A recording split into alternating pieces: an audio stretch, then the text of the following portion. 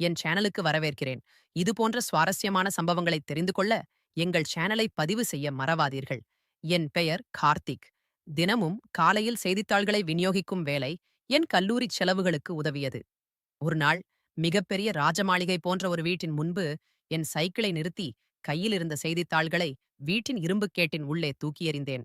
அங்கே கிட்டத்தட்ட 25 வயது மதிக்கத்தக்க ஒரு இளம் பெண் நின்றிருந்தாள். நான் தூக்கி எறிந்த வேகத்தை பார்த்து அவள் உடனே என்னை பார்த்து கூர்மையாக பேசினாள். செய்தித்தாள்களை இப்படி வீசி எறியலாமா? சைக்கிளிலிருந்து கீழே இறங்கி ஒரு பிளாஸ்டிக் பையில் பத்திரமாக வைத்துவிட்டு போக முடியாதா? மழைநீர் இருந்தால் செய்தித்தாள் வீணாகிவிடும் அல்லவா? அவள் குரலில் இருந்த கண்டிப்பு என்னை பேச முடியாமல் செய்தது. சரிங்க மேடம் என்ற வார்த்தைகள் மட்டுமே என் வாயிலிருந்து எளிதாக வெளிவந்தன. நான் தினமும் காலையில் செய்தித்தாள் போடுகிறேன். அதன்பின் கல்லூரிக்குச் செல்ல வேண்டும். அதனால் எனக்கு ரொம்ப அவசரம். தினமும் கிட்டத்தட்ட 200 வீடுகளுக்குச் செய்தித்தாள் போடுகிறேன். அதனால் ஒவ்வொரு வீட்டிலும் கீழே இறங்கி வைக்க எனக்கு நேரம் இருக்காது என்றும் விளக்கினேன். அன்று முதல் அந்த மாளிகைக்குச் செய்தித்தாள் போடும்போது மட்டும் நான் சைக்கிளை நிறுத்தி கீழே இறங்கி பத்திரமாக பையினுள் வைத்துவிட்டு செல்லத் தொடங்கினேன். என் அப்பா ஒரு ஆட்டோ ஓட்டுநர். அவர் வருமானத்தில்தான் எங்கள் குடும்பம் நடந்தது. திடீரென்று அவருக்கு உடல்நிலை சரியில்லாமல் போகவே சில நாட்கள் ஆட்டோ ஓட்ட முடியாமல் போனது. குடும்பச் செலவுக்கும் அப்பாவின் மருத்துவச் செலவுகளுக்கும் கஷ்டம் வரவே நானே சில நாட்கள் ஆட்டோ ஓட்டலாம் என்று முடிவு செய்தேன். அன்று காலை செய்தித்தாள் விநியோகிப்பதை முடித்துவிட்டு ஆட்டோவை எடுத்துக்கொண்டு சவாரி தேடி ஒரு நிறுத்தத்தில் காத்திருந்தேன். சற்று தொலைவில் மின்னும் விலையுயர்ந்த கார் ஒன்று நின்றுவிட்டது. அதிலிருந்து ஓட்டுநரும் என்னை கண்டித்து பேசிய அந்த பெண்ணும் இறங்கினார்கள். அவளுடைய பெயர் வைதேகி. கார் பழுதாகிவிட்டிருக்கலாம் என்று நினைத்தேன். உடனே நான் அவர்கள் அருகில் சென்று, மேடம் என்ன ஆச்சு என்று கேட்டேன். வைதேகி மேடம் பதற்றத்துடன், கார் ரிப்பேர் ஆகிவிட்டது போல. எனக்கு கம்பெனியில் ஒரு முக்கியமான மீட்டிங் இருக்கிறது. சீக்கிரம் போக வேண்டும் என்றார். நான் உடனே, கவலைப்படாதீங்க மேடம். சம்மதம் என்றால் நான் என் ஆட்டோவில் உங்களை கொண்டு போய் விடுகிறேன் என்றேன். அவள் உடனே சம்மதம் தெரிவிக்க என் ஆட்டோவை அருகில் கொண்டு வந்தேன். அவள் ஏறி அமர்ந்ததும் ஆட்டோவை ஸ்டார்ட் செய்து கிளம்பினேன். ஆட்டோ ஓட்டும்போதே வைதேகி மேடம் என்னை கேட்டார். எனது செய்தித்தாள் போடுவதை நிறுத்திவிட்டீர்களா? நானும் சொன்னேன். இல்லை மேடம். என் அப்பா உடல்நிலை சரியில்லாமல் இருப்பதால் அவர் ஆட்டோ ஓட்ட முடியவில்லை. அதனால் அவர் குணமடையும் வரை சில நாட்கள் நான் ஆட்டோ ஓட்டி வருகிறேன் என்றேன். இதைக் கேட்ட அவள், நீங்கள் மிகவும் கடின உழைப்பாளி போலத் தெரிகிறீர்கள் என்று சொன்னாள். அந்த பாராட்டு எனக்கு மிகவும் மகிழ்ச்சியை அளித்தது. சிறிது தூரம் சென்றதும் ஆட்டோ திடீரென்று நின்றுவிட்டது. நான் கீழே இறங்கி பார்த்தபோது டீசல் காலியாகிவிட்டது எனத் தெரிந்தது. என் நேரம் சரியில்லை என்று என்னை நானே நொந்து கொண்டேன். என்ன ஆச்சு என்று கேட்ட வைதேகியிடம், டீசல் காலியாகிவிட்டது மேடம் என்றேன். அவள் சற்று ஏமாற்றமடைந்தாள். ஆனால் நான், கவலைப்படாதீங்க, நான் ஏதாவது ஏற்பாடு செய்கிறேன் என்று கூறி உடனடியாக என் நண்பன் ஒருவனுக்கு போன் செய்து அழைத்தேன். அவன் அருகில் வசிப்பவன். நிலைமையை விளக்கியதும் அவன் தன் பைக்கை கொண்டு வருவதாகச் சொன்னான். சில நிமிடங்களில் நண்பன் பைக்கில் வந்தான். நான் பைக்கை வாங்கிக் கொண்டேன். அவன் கிளம்பிப் போனான். மேடம், உங்களுக்கு தாமதமாகிறது. நான் இந்தா கிளம்பிட்டேன். நண்பனுடைய இந்த பைக்கில் உங்களை உங்கள் அலுவலகத்தில் இறக்கி விடுகிறேன் என்றேன். இது யாருடைய பைக் என்று அவள் கேட்டதற்கு, என் நண்பனுடையது என்றேன். சரி என்று சொல்லிவிட்டு அவள் தன் ஆடையை சரி செய்து கொண்டு இளைஞனைப் போல இரு கால்களையும் ஒருபுறம் போடாமல் 2 பக்கமும் தொங்கவிட்டு பைக்கில் பின்னால் அமர்ந்தாள். ரோடு கொஞ்சம் மோசமாயிருக்கிறது. பத்திரமாக பிடித்துக் கொள்ளுங்கள் என்றேன். அவளும், பரவாயில்லை, கவலைப்படாதே என்று பதிலளித்தாள். நான் பைக்கை ஸ்டார்ட் செய்து ஓட்டத் தொடங்கினேன். அவள் தன் கையை என் தோளில் வைத்தாள். அவளுடைய கை பஞ்சு போல மிகவும் மென்மையாக இருந்தது. மேடம், ரொம்ப லேட் ஆச்சுன்னா நான் ஒன்றும் வேகமாக ஓட்டட்டுமா என்று கேட்டேன். சரி, ஓட்டுங்கள் என்றாள். நான் வேகத்தை அதிகப்படுத்தினேன். இப்போது அவள் தன் 2 கைகளையும் என் தோளில் வைத்தாள். எனக்கு அப்போது வானத்தில் மிதப்பது போல் ஒரு உணர்வு ஏற்பட்டது. அவளுடைய உடையிலிருந்த நறுமணம் காற்றில் வீசியது. இது எனக்கு சொர்க்கத்தில் இருப்பது போன்ற உணர்வை அளித்தது. என் மனதில் கற்பனைகள் சிறகடித்து பறந்தன. நிறுத்துங்கள், நிறுத்துங்கள், என் ஆபீஸ் வந்துவிட்டது என்று வைதேகி மேடம் சொன்னார். அவள் வார்த்தைகளைக் கேட்டதும் நான் கற்பனை வானத்திலிருந்து கீழே இறங்கினேன். என் கனவுகள் அனைத்தும் நொடியில் நின்றன. அவள் பைக்கை நிறுத்தச் சொன்ன இடம் வைதேகி வைரத் தொழிலகத்தின் அலுவலகம். மேடம், நீங்கள் இங்கு வேலை செய்கிறீர்களா என்று கேட்டேன். அவள் சிரித்தபடியே, இல்லை, நான் தான் வைதேகி வைரத் தொழிலகத்தின் உரிமையாளர் என்றாள். இந்த வார்த்தைகள் என்னை திக்குமுக்காடச் செய்தன. என் மனதில் காதல் அரும்பிய அந்த வைதேகி மேடம் எனக்கு எட்டாத உயரத்தில் இருக்கும் புளிப்பான திராட்சையைப் போல ஒருபோதும் நிறைவேறாத கனவாகத் தெரிந்தார். கேட்டை அடைந்ததும் அங்கிருந்து காவலாளி ஓடி வந்து அவளுடைய கைப்பையை வாங்கிக் கொண்டான். வைதேகி மேடம் எனக்கு நன்றி சொல்லிவிட்டு ஒரு சல்யூட்டையும் செய்து கொண்டு உள்ளே சென்றாள். நாள் முழுவதும் ஆட்டோ ஓட்டிவிட்டு வீட்டுக்கு வந்தேன். என் மனதிலிருந்து வைதேகி மேடம் பற்றிய எண்ணங்கள் நீங்கவே இல்லை. எனக்கு என்ன நடந்தது என்று புரியவில்லை. திரும்ப திரும்ப அவளைப் பற்றியே நினைத்துக் கொண்டிருந்தேன். இரவு சாப்பிட்டு படுக்கச் சென்றேன். இரவு 2 மணி, 4 மணி ஆகியும் எனக்கு தூக்கமே வரவில்லை. வைதேகி மேடத்தின் முகம் என் கண்களுக்குள்ளேயே இருந்தது. கடைசியில் அதிகாலை 4 மணிக்கு எழுந்து குளித்துச் செய்தித்தாள் போடக் கிளம்பினேன். மற்ற எல்லா வீடுகளிலும் போட்டு முடித்த பின் அந்த பெரிய மாளிகைக்கு அருகில் வந்து சைக்கிளை நிறுத்தி கீழே இறங்கினேன். பையில் பத்திரமாக செய்தித்தாள்களை வைக்கப் போகும்போது வைதேகி மேடம் கேட்டின் அருகே வந்து நின்றார். என்னை பார்த்து மகிழ்ந்த அவள் ஒரு அழகான புன்னகை அளித்தாள். இன்று அவள் என் கையிலிருந்து செய்தித்தாள்களை வாங்கிக் கொண்டு, "அட ஒரு டீ குடித்துவிட்டு போங்களே" என்றாள். நானும், "மேடம் சொன்னதற்கு நன்றி. ஆனால் இப்போது நான் டீ குடிக்க முடியாது. இன்னும் சில செய்தித்தாள்களைப் போட வேண்டும். எல்லா செய்தித்தாள்களும் சரியான நேரத்தில் மக்களைச் சென்றடைய வேண்டியது முக்கியம் என்று உங்களுக்குத் தெரியும். அப்புறம் நான் கல்லூரிக்குப் போக வேண்டும்" என்றேன். அவள், "அப்படியானால் நீங்கள் எப்போது டீ குடிக்க வருவீர்கள்?" என்று கேட்டாள். நானும், "மேடம், 4 நாட்கள் கழித்து ஞாயிற்றுக்கிழமை இருக்கிறது. அன்று நிச்சயமாக உங்கள் வீட்டிற்கு டீ குடிக்க வருகிறேன்" என்றேன். அவளும், "சரி, உங்கள் விருப்பம்" என்று சொல்லி ஒரு புன்னகையை உதிர்ந்தாள். நான் சைக்கிளை எடுத்துக்கொண்டு அடுத்தடுத்த வீடுகளுக்குச் செய்தித்தாள் போடத் தொடங்கினேன். ஆனால் நான் மேகத்தில் மிதப்பதைப் போல உணர்ந்தேன். என் உணர்ச்சிகள் துள்ளிக் குதித்தன. வைதேகி மேடம் என்னை ஏன் வீட்டிற்கு டீ குடிக்க அழைத்தார்? அவள் என் மீது காதலில் விழுந்திருப்பாளா? என் கடின உழைப்பை பார்த்து என் மீது இரக்கம் காட்டினாளா? அல்லது எனக்கு அவள் மீது காதல் வந்தது போலவே அவளுக்கும் என் மீது காதல் வந்திருக்குமா? இப்படி பல கேள்விகள் என் மனதில் அலைமோதின. செய்தித்தாள் போடுவதை முடித்துவிட்டு வீட்டுக்குச் சென்று கல்லூரிக்கு கிளம்பினேன். கல்லூரிக்குப் பிறகு இரவு உணவு சாப்பிட்டேன். ஆனால் தூக்கம்தான் வரவில்லை. வைதேகி மேடத்தின் முகமும் அந்த இனிய புன்னகையும் இவையே என் கண்ணில் வந்து போயின. அவளே என்னை தேநீர் அருந்த அழைத்தாள். ஆனால் நான் 4 நாட்கள் கழித்து வருவதாக சொல்லிவிட்டேன். என்ன அவசியம்? அடுத்த நாள் நேரம் ஒதுக்கிச் சென்றிருக்கலாமே. இந்த 4 நாட்களை எப்படி கடப்பது? இந்த இரவு எவ்வளவு நீளமாக இருக்கிறது? என்ன செய்வது? நள்ளிரவைத் தாண்டியே எனக்கு தூக்கம் வந்தது. மறுநாள் நான் எழுந்து மீண்டும் செய்தித்தாள் போடக் கிளம்பினேன். ஒவ்வொரு வீட்டிலும் செய்தித்தாள் போட்டுவிட்டு அந்த மாளிகையை நெருங்க நெருங்க என் இதயத் துடிப்பு அதிகரித்தது. நான் சைக்கிளை கேட் முன்னே நிறுத்திச் செய்தித்தாள்களை எடுத்துக்கொண்டு உள்ளே வைத்தேன். ஆனால் வைதேகி மேடம் இன்று அங்கு இல்லை. எனக்குச் சற்று ஏமாற்றமாக இருந்தது. அவசரம் காரணமாகச் செய்தித்தாளை வைத்துவிட்டு கிளம்பிச் சென்றேன். எனக்கு ஒரு சின்ன நம்பிக்கை இருந்தது. அவள் இன்று என்னை கட்டாயம் சந்திப்பாள் என்று. ஆனால் என் விதி எனக்காக ஆதரவு அளிக்கவில்லையே. அடுத்த 3 நாட்களும் நான் செய்தித்தாள் போட்டேன். ஆனால் வைதேகி மேடம் கேட்டில் இல்லை. சரி, இன்று ஞாயிற்றுக்கிழமை. எல்லா கடமைகளையும் சீக்கிரம் முடித்துவிட்டேன். உற்சாகத்தின் எல்லைக்கே சென்றுவிட்டேன். என் எதிர்பார்ப்புகளுக்கும் ஆசைகளுக்கும் அளவே இல்லை. செய்தித்தாள்களை எடுத்துக்கொண்டு மாளிகையை அடைந்தேன். கேட்டை திறந்து உள்ளே சென்று பையில் செய்தித்தாளை வைத்தேன்.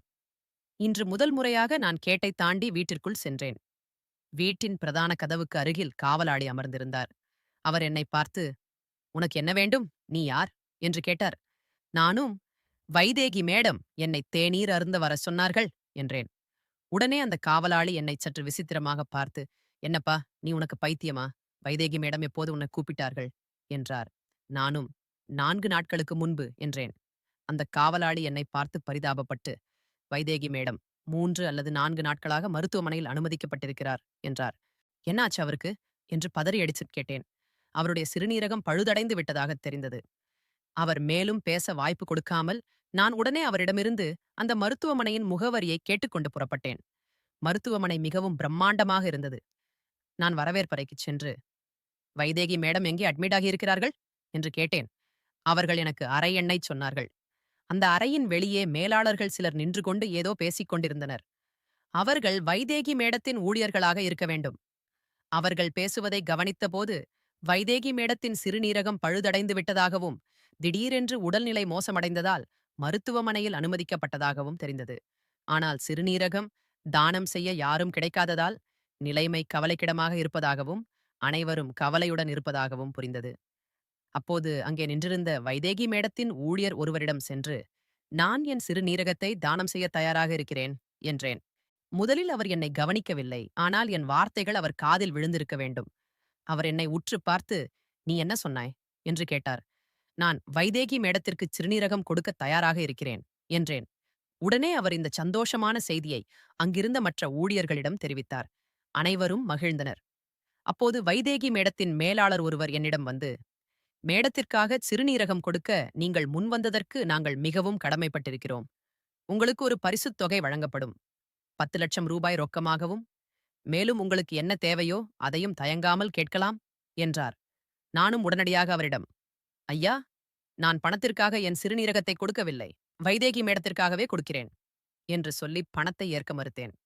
சிறிது நேரத்திற்குப் பிறகு அங்கிருந்து தலைமை மருத்துவர்கள் என்னிடம் வந்து மருத்துவ பரிசோதனைகளை செய்தனர்.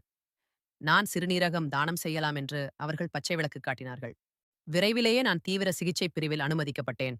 எனக்கு சில ஊசிகள் போடப்பட்டன. சுற்றிலும் மருத்துவர்களின் சத்தங்களும் மக்களின் குரல்களும் கேட்டன.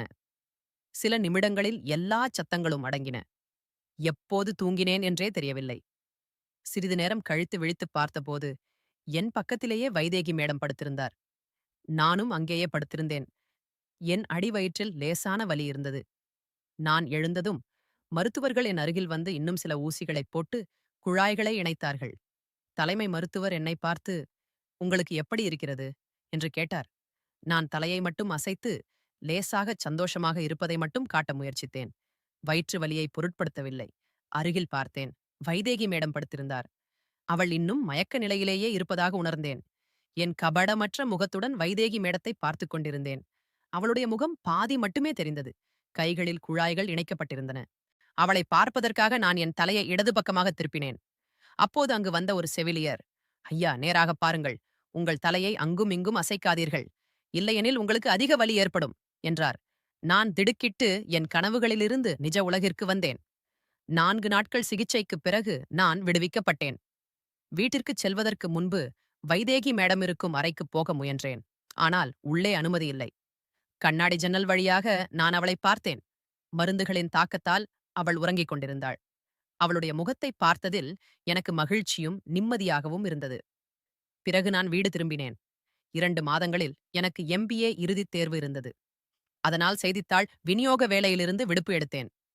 என் அப்பா குணமடைந்து மீண்டும் ஆட்டோ ஓட்டத் தொடங்கினார். நான் 2 மாதங்கள் வீட்டில் ஓய்வு எடுத்து நன்றாக படித்தேன். MPA இறுதித் தேர்வில் நல்ல மதிப்பெண்கள் பெற்றேன். எங்கள் கல்லூரியில் நடந்த ஜோதி வைரக் குழுமத்தின் வளாகத் தேர்வில் நான் உற்பத்தி மேலாளராக தேர்ந்தெடுக்கப்பட்டேன். எனக்கு மிகவும் கவர்ச்சிகரமான சம்பளத் தொகுப்பு வழங்கப்பட்டது. நான் மிகவும் மகிழ்ச்சியடைந்தேன். என் பெற்றோருக்கு இப்போது உதவியாக இருக்கும். நான் அம்மாவுக்கு வீட்டு வேலைக்காக ஒரு உதவியாளரை ஏற்பாடு செய்தேன். அதனால் அவர்கள் இருவரும் என் மீது மகிழ்ச்சியடைந்தனர். நிறுவனம் எனக்கு தங்குவதற்கு ஒரு தட்டையும், வேலைக்குச் செல்ல ஒரு பெரிய 4 சக்கர வாகனமும் கொடுத்தது. 3 மாதங்களுக்குள் நான் நிறுவனத்தின் அனைத்து உற்பத்தி தொடர்பான வேலைகளையும் கற்றுக்கொண்டு புதிய புதிய சோதனைகளை செய்யத் தொடங்கினேன். நிறுவனத்தின் தலைமை மேலாளர்களும் என்னை ஆதரித்தனர். என் சோதனைகள் வெற்றியடைந்தன. இதன் விளைவாக அந்த ஆண்டின் இறுதியில் ஜோதி வைரக் குழுமின் மிகச்சிறந்த வியாபாரமும் நடந்தது. ஜோதி வைரக் குழுமம் வைதேகி வைரத் தொழிலகத்தை விட சிறிய நிறுவனம்தான். ஆனால் இந்த ஆண்டின் இறுதியில் அவர்கள் வைதேகி தொழிலகத்தையும் மிஞ்சினார்கள். வைதேகி தொழிலகம் பெரியதாக இருந்தாலும் இந்த வருடம் அவர்களின் வியாபாரம் குறைந்து அவர்களின் ஆண்டு வருவாய் வெகுவாக பாதிக்கப்பட்டது. வைதேகி மேடம் தன் நிறுவனத்தில் ஒரு கூட்டத்தை கூட்டி அனைத்து மேலாளர்களையும் அழைத்தார். ஜோதி வைரத் தொழிலகம் மட்டும் எப்படி இவ்வளவு முன்னேறி வருகிறது? நமக்கு ஏன் அது முடியாமல் போகிறது? அந்த நிறுவனம் நம்மை விட மிகவும் சிறியது. இருந்தும் இந்த வருடம் அவர்கள் நம்மை பின்னுக்கு தள்ளிவிட்டார்கள். இது அனுமதிக்கப்படவே முடியாது. நாம் இதற்கான காரணத்தை கண்டுபிடிக்க வேண்டும் என்று விவாதித்தார். அப்போது ஒரு மேலாளர், "மேடம், ஜோதி தொழிலகத்தில் அமித் பாட்டீல் என்ற ஒரு புதிய உற்பத்தி மேலாளர் வந்துள்ளார். அவர் மிகவும் புத்திசாலி. புதிய புதிய சோதனைகளைச் செய்கிறார். அவரது சோதனைகள் ஒவ்வொரு முறையும் வெற்றியடைகின்றன. அதன் காரணமாகவே சந்தையில் அவர்கள் நம்மை மிஞ்சி இருக்கிறார்கள்" என்றார். வைதேகி மேடம், "அப்படியானால் அந்த பெயருடைய நபரை இப்போதுதான் நான் முதன்முறையாக கேட்கிறேன்" என்றார். மேலாளரும், "ஆம் மேடம், அவர் புதிதாக வந்தவர்" என்றார். வைதேகி மேடம், "நீங்கள் அவர்களை சந்தித்தீர்களா?" என்று கேட்டார். மேலாளர், "இல்லை மேடம், அவரை சந்திக்க நியமனம் எடுக்க வேண்டும்" என்றார். வைதேகி மேடமும், "சரி, அப்படியானால் நீங்கள் நாளை அவரை சந்திக்க முயற்சி செய்யுங்கள், அல்லது ஒரு வேலை செய்யுங்கள். அவருக்கு ஒரு தனிப்பட்ட கடிதம் எழுதி அனுப்புங்கள். அந்த கடிதத்தை நாளைக்கு நான் எங்கள் அலுவலகத்தில் வைத்துச் சந்திக்கிறேன் என்று சொல்லி, சம்மதித்தால் 2 மடங்கு சம்பளம் கொடுத்து, அவரை நம் நிறுவனத்தில் சேர்த்துக் கொள்வோம் என்றார். மேலாளரும், சரி மேடம், இப்போதே கடிதத்தை தட்டச்சு செய்கிறேன் என்று சொல்லி அவரது அறைக்குச் சென்றார். அமித் பாட்டிலுக்கு ஒரு தனிப்பட்ட கடிதம் தட்டச்சு செய்யப்பட்டது. ஒரு சிறப்பு ஊழியர் மூலம் அந்த கடிதம் உடனடியாக ஜோதி அலுவலகத்தில் உள்ள அமித் பாட்டிலின் அலுவலகத்திற்கு அனுப்பப்பட்டது. புதிய சோதனைகளை செய்வதற்காக நான் எப்போதும் இரவு 10, 11 மணி வரை நிறுவனத்திலேயே இருப்பேன். அதனால் எனக்கு அந்த கடிதம் கிடைத்தது. வைதேகி மேடத்தின் கடிதத்தை படித்ததும் நான் மிகவும் மகிழ்ச்சியடைந்தேன். வைதேகியின் கடிதம் என் இதயத்தில் புதைந்திருந்த காதலை மீண்டும் தட்டி எழுப்பியது. உண்மையில் நான் அவளை சந்திக்கவே விரும்பினேன். மாலை நேரத்திலேயே வைதேகியை சந்திக்க வேண்டும் என்ற ஆசை எனக்கு இருந்தாலும், மரியாதை கருதி என்னால் உடனடியாக செல்ல முடியவில்லை. வைதேகியை பார்ப்பதற்காக நான் அந்த ஒரு இரவை கடக்க வேண்டியிருந்தது. ஆனால் அந்த இரவு எவ்வளவு பெரியது என்பதை என்னால் உணர முடிந்தது. மக்கள் தாங்கள் காதலை அடைய வாழ்நாள் முழுவதையும் செலவிடுகிறார்கள். ஆனால் நான் ஒரு இரவை மட்டுமே கடக்க வேண்டியிருந்தது. இந்த இரவு முடிவில்லாமல் நீண்டது. வைதேகி மேடத்தின் நினைவு மனதை விட்டு அகலவே இல்லை. இந்த இரவு எப்போது விடியும் என்று என்னையே கேட்டுக்கொண்டு, படுத்த படுக்கையில் இந்தப் பக்கமும் அந்தப் பக்கமும் திரும்பி படுத்துக் கொண்டிருந்தேன். வைதேகியின் காதல் எனக்கு ஒரு கனவு போன்றது. அவளை மறக்க நான் முடிவெடுத்திருந்தேன். ஏனென்றால், வைதேகி மேடத்தின் காதல் எனக்கு கிடைப்பது சாத்தியமில்லை என்றும், அவளை மறப்பதே எனக்கு நல்லது என்றும் நானும் புரிந்து கொண்டேன். அவளை மறப்பதற்காகவே நான் 1 வருடமாக அவளைச் சந்திக்கவில்லை. ஆனால் அவளது கடிதம் காய்ந்து போன பயிருக்கு கிடைத்த அமிர்த மழை போல் இருந்தது. நான் காலையிலேயே கிளம்பி எனது காரை வைதேகி தொழிலகத்தின் வாயிலுக்கு அருகே நிறுத்தினேன். காவலாளியிடம், வைதேகி மேடம் வந்துள்ளார்களா என்று கேட்டேன். அவர், இல்லை, அவர்கள் 10 மணிக்கு வருவார்கள் என்றார். நான் 9:30 மணிக்கு அங்கு வந்துவிட்டேன். நான் நிறுவனத்தின் அலுவலகத்திற்குள் நுழைய முயன்றபோது அங்கிருந்த காவலாளி, எங்கே போகிறீர்கள் என்று கேட்டார். நான் கையில் இருந்த கடிதத்தை காட்டி, வைதேகி மேடம் என்னைச் சந்திக்க வரச் சொல்லியிருக்கிறார்கள் என்றேன். அவரும், சரி, நீங்கள் காத்திருப்பு அறையில் அமர்ந்து அவர்கள் வருவதற்காக காத்திருக்கலாம் என்றார். ஆனால் நான் காத்திருப்பு அறையில் அமராமல் வாசலிலேயே காத்திருக்க முடிவு செய்தேன். காலை 10:05 மின்னும் கார் ஒன்று அருகில் வருவதைக் கண்டேன். அந்த கார் வாசலில் வந்து நின்றது. அதிலிருந்து வைதேகி மேடம் வெளியே வந்தார். காவலாளி உடனே கேட்டை திறந்து வைதேகி மேடத்தின் பையை வாங்கினார். வைதேகியின் பார்வை என் மீது விழுந்தது. அவள் சிரித்தபடியே என்னை பார்த்து, அட, நீங்கள் ஏன் இங்கே நிற்கிறீர்கள் என்று கேட்டார். நான், உங்களை பார்க்கத்தான் வந்தேன் என்றேன். அவளும், இத்தனை நாட்களுக்குப் பிறகு இப்போது ஏன் என் ஞாபகம் வந்தது என்று கேட்டார். நானும், உங்கள் மீது ஒரு டீ கடன் பாக்கி இருக்கிறது. இன்று அந்த கடனை அடைத்துவிடலாம் என்று நினைத்தேன் என்றேன். அவளும், ஓ, நிச்சயமாக டீ கிடைக்கும். அதனுடன் காலை உணவும் கிடைக்கும். வாருங்கள், அலுவலகத்திற்குச் சென்று பேசலாம் என்றார். நான் வைதேகியை பின்தொடர்ந்து சென்றேன். இருவரும் அலுவலக அறைக்குள் நுழைந்தோம். அவள் என்னை சோபாவில் அமரச் சொன்னாள். அவளும் அங்கேயே அமர்ந்தாள். பிறகு ஒரு ஊழியரை அழைத்து, டீ மற்றும் காலை உணவை கொடுக்க வாருங்கள் என்று சொன்னாள். வைதேகி என்னை பார்த்து, சரி, எப்படி இருக்கிறீர்கள்? இத்தனை நாட்களாக சந்திக்கவே இல்லையே. செய்தித்தாள் போடும்போது வேலையை விட்டு விட்டீர்களா? இப்போது நீங்கள் செய்தித்தாள் போட வரவில்லை, வேறு யாரோதான் வருகிறார்கள் என்று கேட்டார். நானும் பதிலளித்தேன், ஆம் மேடம், செய்தித்தாள் போடும் வேலையை விட்டுவிட்டேன். அவள், அப்புறம் ஆட்டோ ஓட்டுகிறீங்களா என்று கேட்டார். நானும், இல்ல மேடம், அப்பாவின் ஆட்டோவையும் விற்றுவிட்டேன் என்றேன். மேசையில் டீ, காலை உணவு மற்றும் பிஸ்கெட்டுகள் வைத்துவிட்டு ஊழியர் வெளியேறினார். நாங்கள் இருவரும் டீ கோப்பைகளை எடுத்துக்கொண்டு டீ குடிக்கத் தொடங்கினோம். டீ குடித்துக் கொண்டிருக்கும் போதே வைதேகி மேடம் என்னிடம், நீங்கள் இப்போது என்ன வேலை செய்கிறீர்கள் என்று சொல்லவே இல்லையே. வேலை எதுவும் இல்லை என்றால் சொல்லுங்கள், நான் உங்களுக்கு எல்லா உதவிகளையும் செய்வேன். ஆமாம், உங்கள் பெயர் என்ன? இதுவரை நீங்கள் உங்கள் பெயரை என்னிடம் சொன்னதே இல்லையே என்று கேட்டாள். நானும், மேடம், நீங்கள் என்னிடம் கேட்டதே இல்லையே என்றேன். நான் மேலே பேசுவதற்குள் அவர்களின் நிறுவனத்தின் பொது மேலாளர் அலுவலக அறைக்குள் நுழைந்தார். என்னை பார்த்ததும் அவர் சற்று ஆச்சரியப்பட்டார். பொது மேலாளரை பார்த்ததும், வைதேகி மேடம், அமித் பாட்டிலிடமிருந்து ஏதாவது செய்தி வந்ததா என்று கேட்டார். பொது மேலாளர் ஒரு நீண்ட மூச்சு எடுத்து சிரித்தபடியே, மேடம், அமித் பாட்டிலிடமிருந்து எனக்கு இன்னும் எந்தச் செய்தியும் வரவில்லை. ஆனால் நீங்கள் 1 வருடமாக தேடிக்கொண்டிருந்த அமித் உங்கள் கண்முன் அமர்ந்திருக்கிறார். அவர்தான் உங்களுக்கு ஒரு சிறுநீரகத்தை தானம் செய்தார். அவர் மருத்துவமனையில் அமித் என்ற பெயரில்தான் பதிவு செய்திருந்தார். மருத்துவமனையிலிருந்து விடுவிக்கப்பட்ட பிறகு அவர் எங்களை சந்திக்கவே இல்லை. நாங்கள் அவரை தேட முயற்சி செய்தோம். ஆனால் அவர் முகவரியை பதிவு செய்யாததால் அவரை கண்டுபிடிக்க முடியவில்லை என்று மேலாளர் விளக்கினார். மேலாளரின் பேச்சைக் கேட்டதும் வைதேகி நன்றி உணர்வுடன் என்னை பார்த்தாள். அவள் கண்களிலிருந்து கண்ணீர் வழியத் தொடங்கியது. வைதேகியின் கன்னங்களில் வழிந்த கண்ணீரைக் கண்டு என் மனம் கலங்கியது.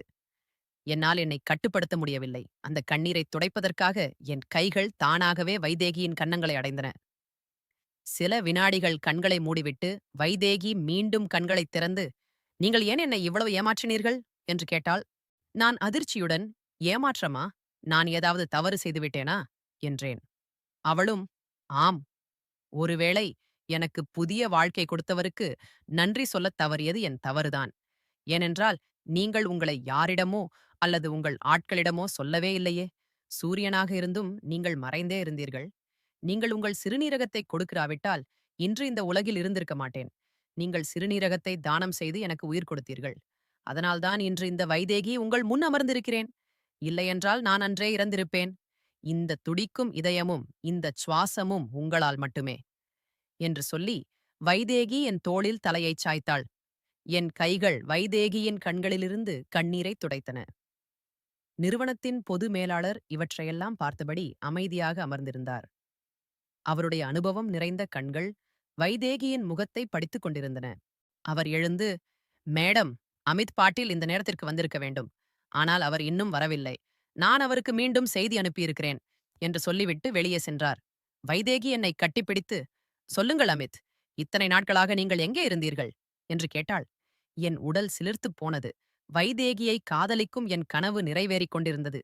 எனக்கு எட்டாத தூரத்தில் இருப்பதாக நான் நினைத்த அந்த வைதேகி என் மீது காதல் கொள்ளத் தொடங்கினாள். நான் வைதேகிக்கு முன் ஒரு சாதாரண இளைஞன். அவளோ ஒரு நிறுவனத்தின் உரிமையாளர். "சிறுநீரகம் தானம் செய்த பிறகு ஒரு வருடமாக நீங்கள் ஏன் என்னிடம் வரவில்லை?" என்று வைதேகி கேட்டாள். நானும், "நான் என் சிறுநீரகத்தை கொடுத்து எந்த உதவியும் செய்யவில்லை. அதை வெளிப்படுத்துவதற்காக நான் உங்களிடம் வரவில்லை. என் மனம் உங்களை காதலித்தது. அந்த காதலுக்காகவே நான் என் சிறுநீரகத்தை உங்களுக்கு கொடுத்தேன். நான் சில வேளைகளில் பிஸியாக இருந்ததால் உங்களை சந்திக்க வர முடியவில்லை" என்றேன். அவள், "என்ன வேலை செய்கிறீர்கள்? செய்தித்தாள் போடுவதை நிறுத்திவிட்டீர்கள் அல்லவா?" என்று கேட்டாள். நானும், "நான் ஜோதி தொழிலகத்தில் வேலை செய்கிறேன்" என்றேன். அவள், "அட, நீங்கள் என்னிடம் வந்திருக்கலாமே, நான் உங்களுக்கு என் நிறுவனத்தில் நல்ல வேலை கொடுத்திருப்பேன்" என்றாள். நானும், "எனக்கு கல்லூரி வளாகத் தேர்வில் வேலை கிடைத்தது. நான் அங்கே உற்பத்தி மேலாளராக இருக்கிறேன்" என்றேன். "உற்பத்தி மேலாளரா? நீங்கள்தான் அந்த அமித் பாட்டீலா?" என்று கேட்டாள். நானும், "ஆம், என் பெயர் அமித் பாட்டீல்" என்றேன். அமித் பாட்டீல் என்ற பெயரைக் கேட்டதும் வைதேகியின் மகிழ்ச்சி வானளாவியது. அவள் மகிழ்ச்சியில் கூச்சலிட்டு மேலாளரை அழைத்தாள். வைதேகி கத்தியதைக் கேட்டு மேலாளருக்கும் மற்ற துறை ஊழியர்களும் ஓடிவந்தனர். மகிழ்ச்சியில் பைத்தியமான வைதேகி மேலாளரிடம், "அங்கில், நமக்குத் தேவைப்பட்ட அமித் நாம் எதிர்பார்த்ததை விட பல மடங்கு நல்லவராக இருக்கிறார். இன்று நமக்கு ஒன்று இல்லை, 2 அமித் கிடைத்திருக்கிறார்கள்" என்று சொன்னாள்.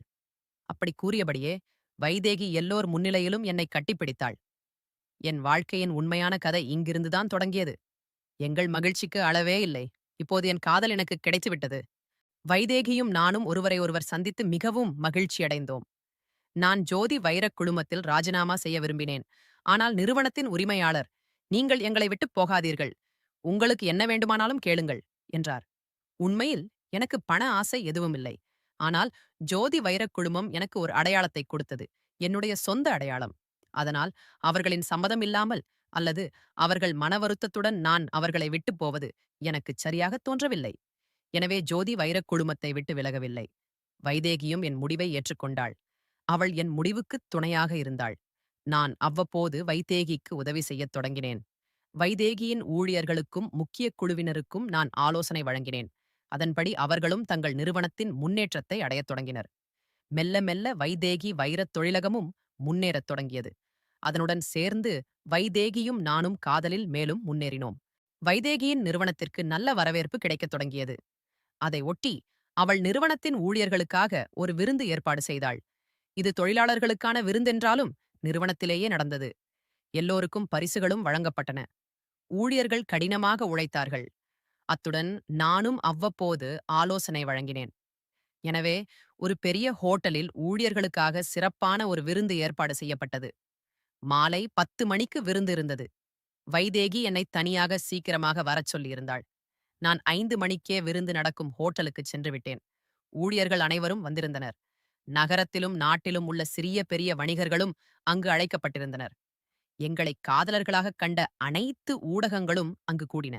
பெரிய தொழில் அதிபர்களும் எங்களை சந்திக்க ஆவலுடன் இருந்தனர். இங்கே ஜோதி வைரக் குழுமத்தில் எனக்கு இப்போது 50% பங்குதாரர் உரிமை கிடைத்திருந்தது. எனவே நான் அங்கு மேலாளராக அல்லாமல் உரிமையாளராகவும் செயல்பட்டேன். விருந்தில் இவ்வளவு வணிகர்கள் வந்திருந்தாலும் அவர்கள் ஒவ்வொருவராக எங்களைச் சந்தித்து பேச வந்தனர். இதனால் வைதேகியும் நானும் மனம் விட்டு பேச முடியவில்லை. விருந்தில் நாங்கள் இருவரும் சேர்ந்து நடனம் கூட ஆட முடியவில்லை. ஆனாலும் விருந்து மிகவும் மகிழ்ச்சியாக நிறைவேறியது. பிறகு நான் வீடு திரும்ப கிளம்பினேன். வெளியே காரின் அருகில் வந்து நின்றேன். காரில் அமர்ந்தேன். அப்போது வைதேகி என் அருகில் வந்தாள். காரின் கண்ணாடி மூடப்பட்டிருந்தது. அவள் கண்ணாடியை தட்டினாள். நான் உடனே அவளை பார்த்து கதவைத் திறந்தேன். என்ன அமித், என்னை கூடச் சந்திக்காமல் வீட்டிற்குப் போகிறாயா என்று கேட்டாள். நானும், அட, நீங்கள் பிஸியாக இருந்தீர்கள், அதனால் உங்களை தொந்தரவு செய்ய விரும்பவில்லை என்றேன். அவளும், அப்படியெல்லாம் இல்லை, உனக்காக என்னிடம் எப்போதும் நேரம் இருக்கிறது அமித். நீ எங்கே போகிறாய் என்று கேட்டாள். நானும், நான் எங்கே போகப் போகிறேன், இப்போது வீட்டிற்குப் போகிறேன் என்றேன். அவள் என் மொபைலை பார்த்து, அட, 9 மணி ஆகிவிட்டது. சரி அமித், உன் டீ பாக்கி இன்னும் என்னிடம்தான் இருக்கிறது. இதை என் தலையில் அதிக நாள் சுமக்க முடியாது. என்னுடன் என் வீட்டிற்கு வாருங்கள். என் கையால் உனக்கு இன்று டீ போட்டுத் தருகிறேன் என்றாள். வைதேகி இதைச் சொன்ன பிறகு என் மகிழ்ச்சிக்கு அளவே இல்லை. நான் உடனே ஆம் என்றேன். வைதேகி, சரி வா, நான் உன்னுடன் உன் காரிலேயே வருகிறேன். டிரைவருக்குச் செய்தி அனுப்புகிறேன். அவன் காரை வீட்டில் நிறுத்திவிட்டு வருவான் என்று சொன்னாள். வைதேகி திரும்பி மறுபுறம் வந்து காரின் கதவைத் திறந்து என் அருகில் அமர்ந்தாள். நான் ஓட்டத் தொடங்கினேன். நாங்களும் புறப்பட்டோம். வைத்தேகியின் வீடு அந்த ராஜ மாளிகை எனக்குத் தெரியும். சிறிது நேரத்தில் நாங்கள் வைத்தேகியின் வீட்டை அடைந்தோம். வைத்தேகி காவலாளியை அழைத்தாள். அவர் உடனே கேட்டைத் திறந்தார். நான் காரை கேட்டின் உள்ளே நிறுத்தினேன். காரை பக்கவாட்டில் நிறுத்தினேன். வைத்தேகியும் நானும் கீழே இறங்கினோம். வைத்தேகி முன்னால் நடந்தாள். நான் அவளை பின்தொடர்ந்தேன். அன்று அவள் அழகிய சாக்லேட் நிறச் சேலை அணிந்திருந்தாள். அதன் மேல் பிளவுஸ் அணிந்திருந்தது. அவளுக்கு வெண்மையான கைகள் மிகவும் அழகாக இருந்தன. நான் அவளுக்கு பின்னால் நடந்து கொண்டிருந்தேன். அவளுடைய கவர்ச்சிகரமான தோற்றம் என் மனதில் அவளைப் பற்றிய மோகத்தை மேலும் அதிகரித்தது. சில அடிகள் நடந்து இருவரும் உள்ளே சென்றோம். வீட்டிற்குள் வந்தது அதுவே முதல் முறை. வைதேகி என்னைச் சோபாவில் அமரச் சொன்னாள். அவள்தானே சமையலறைக்குச் சென்று எங்களுக்காக தண்ணீர் கொண்டு வந்தார். சிறிது நேரம் இருவரும் அமர்ந்திருந்தோம். வைதேகி, அமித், நான் உனக்கு சுவையான டீ போட்டுத் தருகிறேன் என்று சொல்லிவிட்டு சமையலறைக்குள் செல்லத் தொடங்கினாள்.